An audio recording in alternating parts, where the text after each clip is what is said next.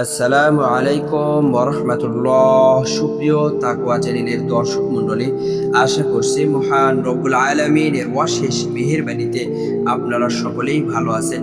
আজকে আলোচনা করব দুনিয়া ও পরকালের কল্যাণ এবং জাহান্নামের আগুন থেকে মুক্তি পেতে নবীজি সাল্লাল্লাহু আলাইহি ওয়াসাল্লাম যে দোয়াটি বেশি বেশি পড়তেন এবং সাহাবায়ে কেরাম রাদিয়াল্লাহু আনহুমকে পড়তে বলতেন, এ সম্পর্কে বিস্তারিতভাবে ইনশাআল্লাহ। প্রিয় দর্শক, ছোট্ট একটি দোয়া, পড়তেও সহজ এবং ছন্দময়। দুনিয়া ও পরকালের কল্যাণ এবং জাহান্নামের আগুন থেকে মুক্তির দোয়া এটি। নবীজি সাল্লাল্লাহু আলাইহি ওয়াসাল্লাম এই দোয়াটি বেশি বেশি পড়তেন। তিনি দুনিয়া ও পরকালের কল্যাণ কামনা করতেন, আবার জাহান্নামের আগুন থেকে মুক্তি চাইতেন। দোয়াটি পড়া সম্পর্কে কি বলেছেন নবীজি সাল্লাল্লাহু আলাইহি ওয়াসাল্লাম?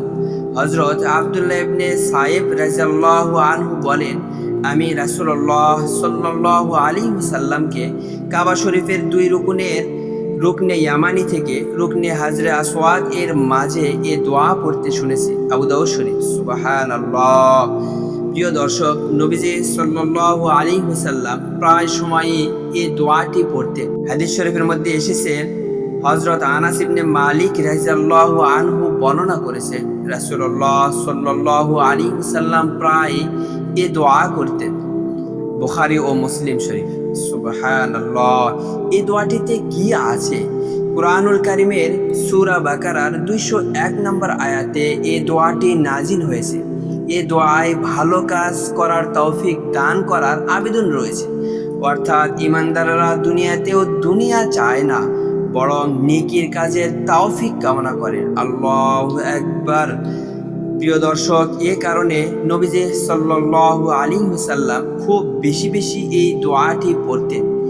এই দোয়াটি হজ, উমরার সময় কিংবা যে কোনো তাওয়াফের সময় রুকনে ইয়ামানি এবং হাজরে আসওয়াদের মধ্যবর্তী স্থানে পড়া সুন্নত। সুবহানাল্লাহ। প্রিয় বন্ধুরা, যারা আল্লাহর কাছে দুনিয়া ও পরকালের কল্যাণ পেয়ে ধন্য হতে চান, তাদের জন্য পরকালের জীবন ও জাহান্নামের আগুনের আযাব থেকে মুক্তি হবে সহজ, যদি আমরা নবীজি সাল্লাল্লাহু আলাইহি ওয়াসাল্লাম এর শেখানো দোয়াটি বেশি বেশি পড়তে পারি। চলুন সেই দোয়াটি সম্পর্কে জেনে নেওয়া যাক। দোয়াটি হলো, রব্বানা আতিনা ফিদ দুনিয়া হাসানা ওয়া ফিল আখিরাতি হাসানা ওয়া কিনা আযাবান নার।